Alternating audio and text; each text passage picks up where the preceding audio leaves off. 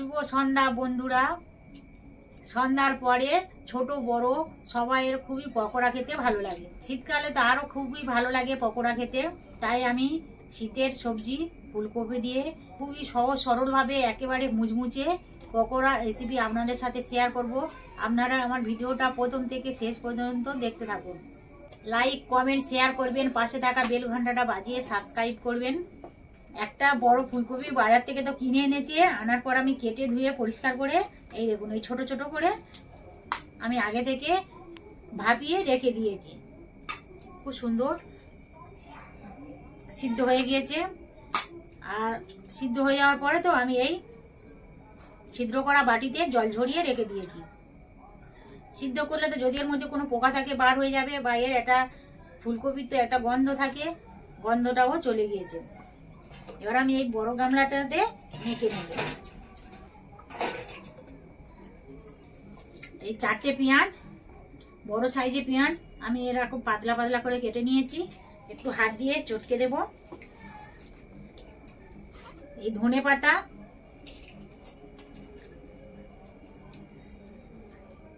আর একটা বড় tomato paste করে রেখেছি, সব একসাথে দিয়ে দেবো। আর এই আদা রসুন একসাথে পেস্ট করে রেখেছি দেব।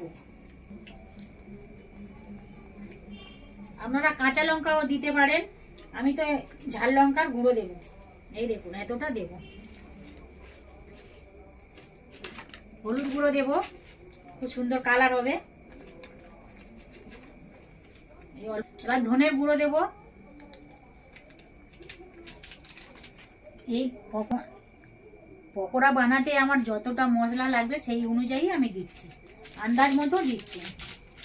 ধনের গুঁড়ো 1 চামচের মতো, এই 1 চামচের মতো জিরের গুঁড়ো,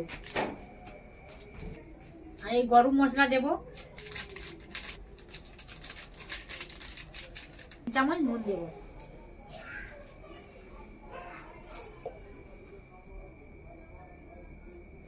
সবকিছু মশলা তো দেওয়া হয়ে গেল। ফুলকপিগুলো একেবারে ভালো করে হাত দিয়ে মেখে নেব। ফুলকপি তো ভালো সিদ্ধ হয়ে গিয়েছে।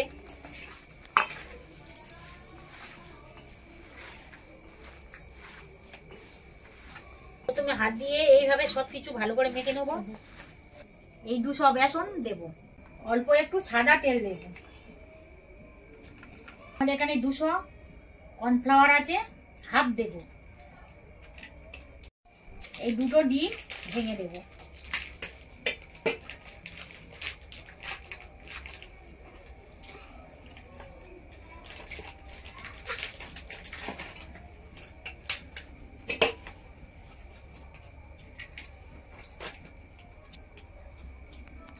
আপনারা আরো বেশি ডিমও দিতে পারেন, আমি 2টো ডিম দিয়েছি। ডিম দিলে তো পকোড়াটা খেতে খুবই টেস্টিও হয়, জুসি হয়। আর সবকিছু ভালো করে হাত দিয়ে এইভাবে মাখিয়ে নেব।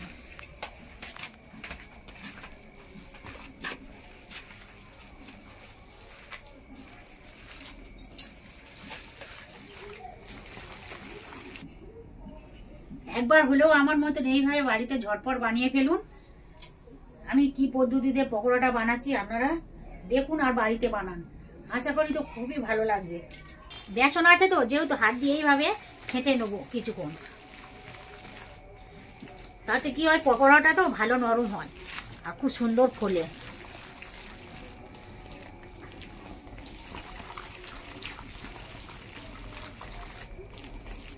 কত সুন্দর কালার হয়েছে দেখুন।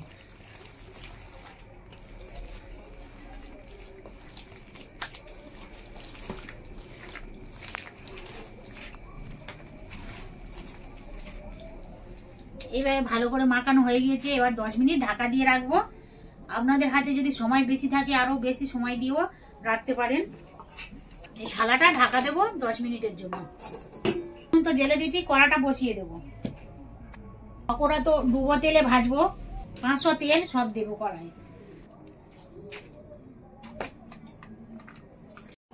ঢাকা তো দেওয়া ছিল, 10 মিনিট পর খুলে নেব।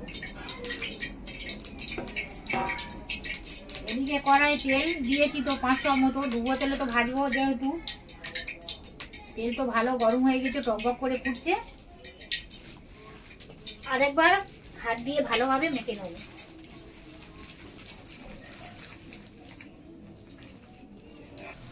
শীতকালে তো সব রকমের পকোড়া খেতে খুবই ভালো লাগে, ফুলকপির পকোড়াও খেতে খুবই ভালো লাগে। কত সহজে আমি ফুলকপির পকোড়া বানাচ্ছি দেখুন। আপনারা তো অনেক রকমভাবে ফুলকপির পকোড়া খেয়েছেন, আমার মতন এইভাবে বাড়িতে ঝটপট একবার হলেও বানিয়ে ফেলুন।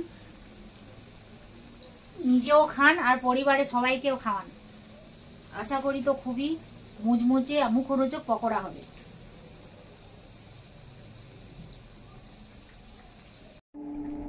আপনারা চালের গুঁড়োও দিতে পারেন, চালের গুঁড়ো দিলে তো পকোড়া মুচমুচে হয়। আমার হাতের কাছে চালের গুঁড়ো নেই, এই এতটা ময়দা দেব। ময়দা দিয়ে হাত দিয়ে ভালো করে মেখে নেব।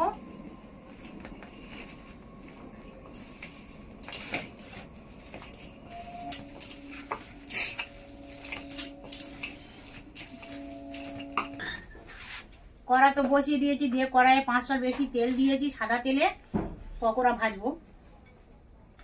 তেল তো ভালো গরম হয়ে গেছে, টকবক করে ফুটছে। আমি হাত দিয়ে ছোট ছোট বড়ার আকারে তেলের মধ্যে ছেড়ে দেব।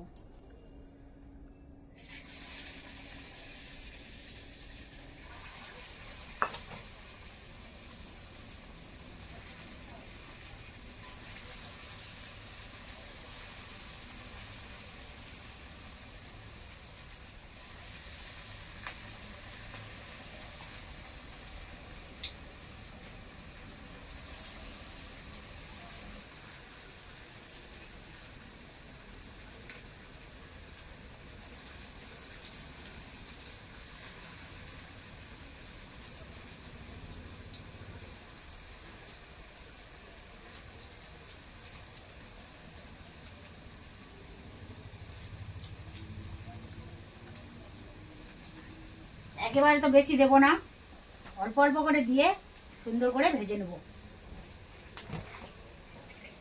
এই দেখুন প্রথমবারের পকোড়াটা খুব সুন্দর ভাজা হয়ে গেছে, এবারে তুলে নেব।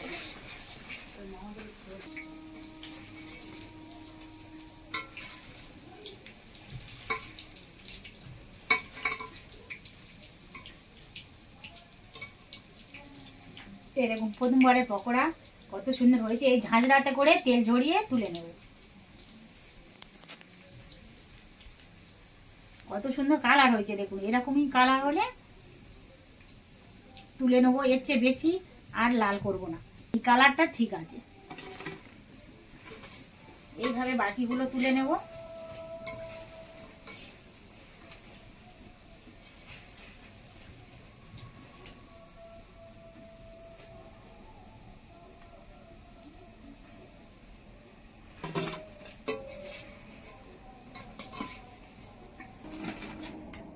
ওই একইভাবে আবার হাত দিয়ে অল্প অল্প করে নিয়ে তেলের মধ্যে ছেড়ে দেব।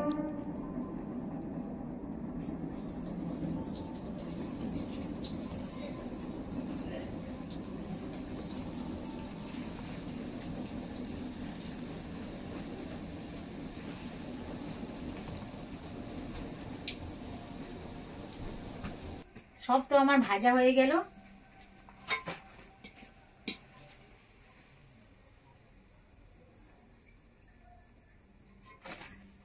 তেলের কড়া নামিয়ে দেব। কেমন লাগছে দেখুন আমার পকোড়া, ভাজার পরে এতগুলো হয়েছে।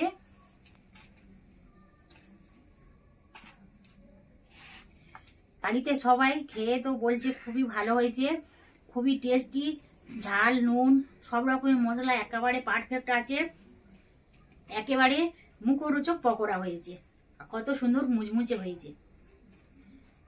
তাই আমি বলছি আপনারা আমার মতন এইভাবে একবার হলেও বাড়িতে বানিয়ে খান, আশা করি তো খুবই ভালো লাগবে। আমি রিঙ্কু, আপনারা দেখছেন রিঙ্কুর সাধারণ রান্নাঘর। আপনাদের সঙ্গে দেখা হবে নেক্সট এপিসোডে নতুন কোনো রেসিপি নিয়ে। আপনারা ভালো থাকবেন, সাবধানে থাকবেন, সুস্থ থাকবেন। আমার ভিডিওটা প্রথম থেকে শেষ পর্যন্ত দেখার জন্য আপনাদেরকে অসংখ্য অসংখ্য ধন্যবাদ।